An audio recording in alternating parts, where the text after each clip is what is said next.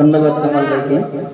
এই পর্যায়ে বক্তব্য রাখার জন্য বিনীতভাবে আহ্বান জানাচ্ছি আজকের এই অনুষ্ঠানের প্রধান অতিথি, যার কথা শোনার জন্য আমরা অধিক আগ্রহের সাথে অপেক্ষা করছি, নেত্রকোনা তাহজিব ইসলামী একাডেমির সুযোগ্য প্রতিষ্ঠাতা পরিচালক মোহাম্মদুল্লাহ নাঈম ভাই।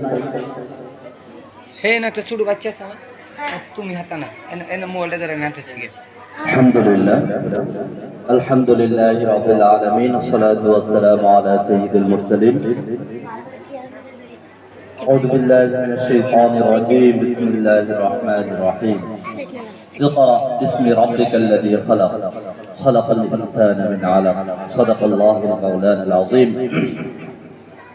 মহান রব্বে কারিমের দরবারে শুকরিয়া আদায় করছি আল্লাহ রাব্বুল আলামিন আমাদেরকে ফিতনা ফাসাদের এই জামানায় যখন মানুষ দুনিয়া বিভোর, ঠিক তখন আমরা কোরআনের জন্য, আল্লাহর দ্বীনের জন্য আমরা একটি দ্বীনি প্রতিষ্ঠানে এসেছি। আসার মতো আল্লাহ তাআলা তৌফিক দিয়েছেন, সেজন্য হৃদয়ের গভীর থেকে কালিমাতে শুকর আদায় করি। সকলে বলে আলহামদুলিল্লাহ।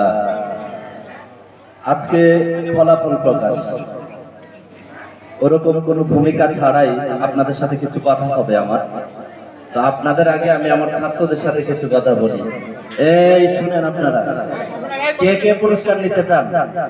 কে কে পুরস্কার নিতে চান? হাত তুলে। সবাই নিতে চাই। আজকে পুরস্কার নেবেন না? এই কে কে নিতে চান?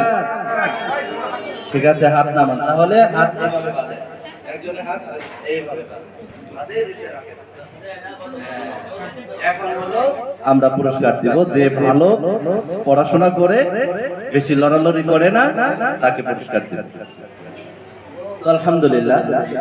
আমাদের বিষয় হচ্ছে, আমরা আজকে এখানে এসেছি, প্রথমেই আপনাদেরকে ইকরা নুরানী তালিমুল কোরআন বোর্ড এবং তাহজিব ইসলামী একাডেমির পক্ষ থেকে আন্তরিক শুভেচ্ছা এবং মোবারকবাদ জানাচ্ছি।